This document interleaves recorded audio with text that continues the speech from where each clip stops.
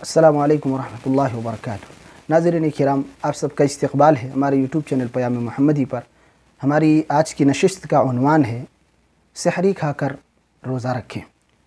محترم ناظرین، روزے کا آغاز ہم سحری کھا کر کے کریں، کیونکہ یہی اللہ کے نبی صلی اللہ علیہ وسلم کی سنت ہے۔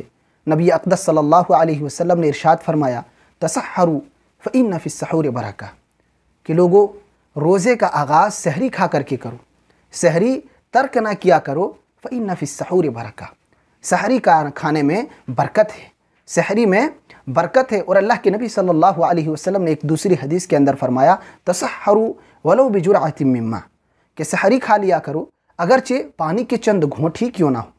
اس کے کئی فائدے ہیں۔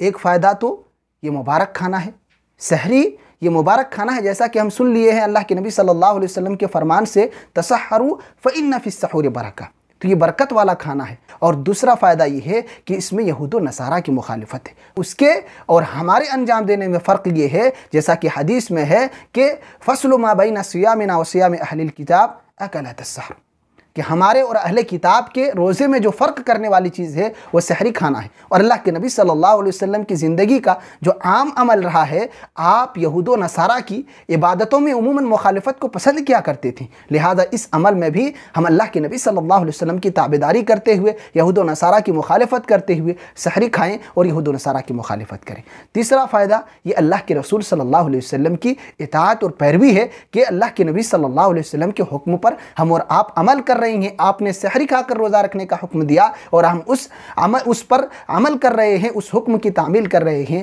تو نبی صلی اللہ علیہ وسلم کی اقتداء اور پیروی میں ہمارے لیے نجات ہے۔ چوتھا فائدہ یہ ہے جو طبی اعتبار سے ہے، کہ انسان کا جسم قوی اور مضبوط ہوتا ہے۔ جب ہم کوئی بھی چیز کھا کر کے روزہ رکھیں گے اور تندرست ہو کر کے اس کا آغاز کریں گے، تو دن بھر اس کی رمق، اس کی چمک اور اس کی کشش باقی رہے گی، اور عبادتوں میں اس کا اثر دیکھے گا اور دوسرے اعمال میں اس کا اثر دیکھے گا۔ تو دن بھر انسان کام کاج کرتے ہوں، عبادت کرتے ہوں، چاق و چوبند ہو کر کے کریں گے، پورے دل جمعی کے ساتھ کریں گے اور پورے اچھے انداز میں انجام دیں گے، فرائض کی ادائیگی کریں گے، نوافل کا اہتمام کریں گے، کیونکہ جسم میں طاقت و قوت ہوگی۔ لیکن بغیر کھائے اگر روزے کا آغاز کریں گے تو انسان کا جسم صبح ہی کمزور پڑ جائے گا اور دن بھر وہ سستی اور کاہلی کے شکار ہوں گے۔